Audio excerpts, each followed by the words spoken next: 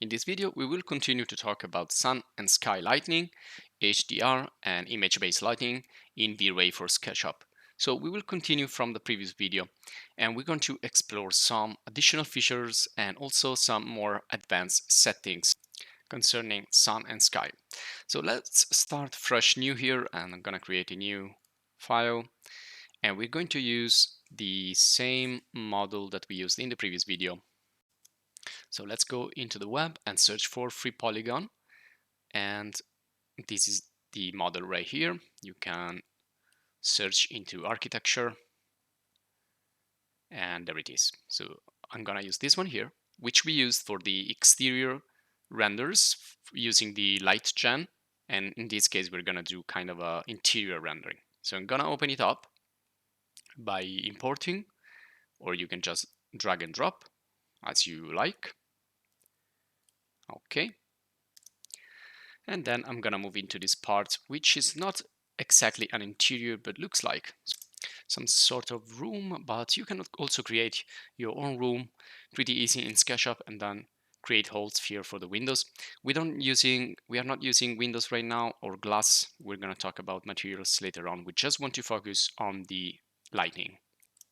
Now, at first, when you open anything here in SketchUp and use VRAY, you will find the same settings that you have in SketchUp. So if you open up the shadows panel and move the sun here, you're gonna see the change happening into the, well, this is an interactive render, so it's gonna be interactively changing as you change the parameters here in SketchUp. So the SketchUp system, sun and sky system, and the VRAY sun and sky system are synchronized. Now, where you can find the settings for the sun and the sky, you can go here to the VRAY asset editor, and well, here you can basically find anything concerning VRAY. So if you go here into the lights, you can see here that there is sunlight, and this sunlight here is synchronized with the one in SketchUp. So if I turn this off, I can see that there's no more sunlight here.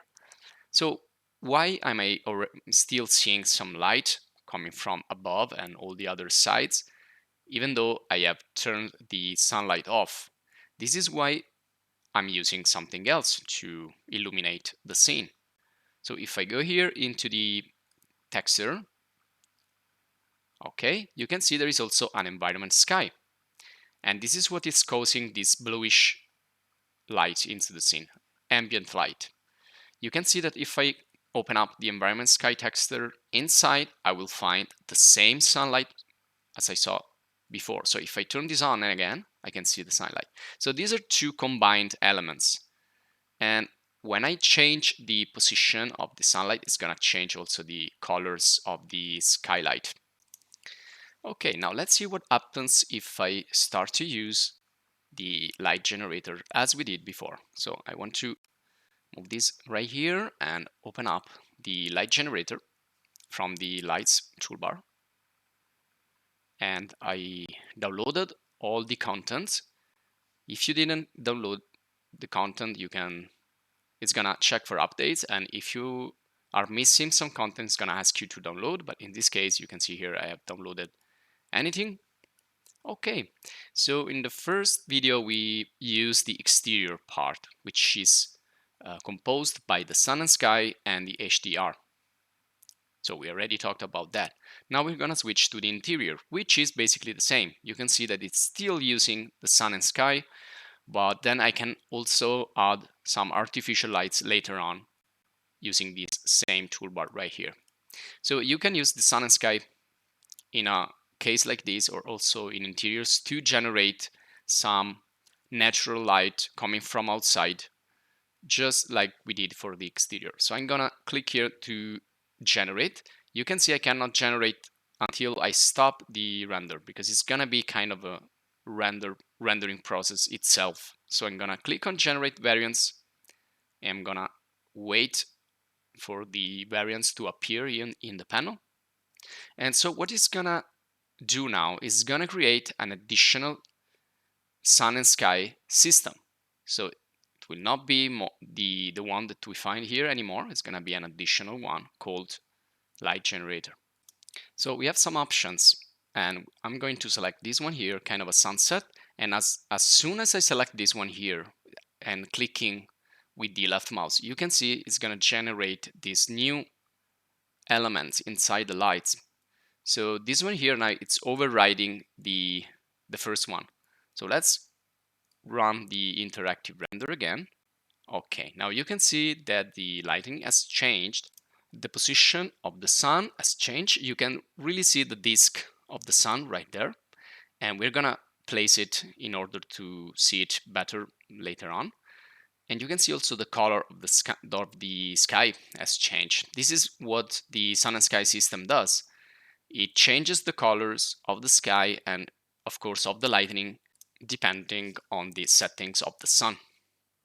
Okay, now let's again go here and let's go to the, well, we can also click on this little arrow and we can see that we have now another sky and another sunlight, and this one here, it's connected with the original one. So if I turn this off, let's start the interactive render again. So if I turn this off, it's similar to turn the original one off. It's the same sunlight. You can actually see the disk of the sun there disappearing and appearing. Okay, so we have these additional elements and setting. And if we go here, we still have the environment sky as before, but this time this is going to be like grouped into the light generation dome. So if I go back, now this is the interactive render again. So if I go back into the shadows and start to change here the position or the time or the day, nothing's gonna happen anymore. So right now, VRAY Light Gen, it's overriding the original SketchUp system. So you need to understand that when you will start to use Light Generator, you're gonna override the information contained into SketchUp. So how can I move now the sun if I cannot move it from here? I cannot adjust the parameters from here anymore. Well, it's simple. You can just do it from the VRAY Asset Editor Advanced Settings. So one first thing I want to change is that I want to see the entire disk of the sun, maybe here in the right side where I have these bigger windows. So what I do is go here in the VRAY Asset Editor, select the sunlight, and click on this little arrow. This is gonna open an additional panel, and in this panel I can set the rest of the settings that I want to. So you can see here right now the orientation that I can customize. So the first thing, I'm gonna click here and drag. Okay, then you will drag until we find the correct position.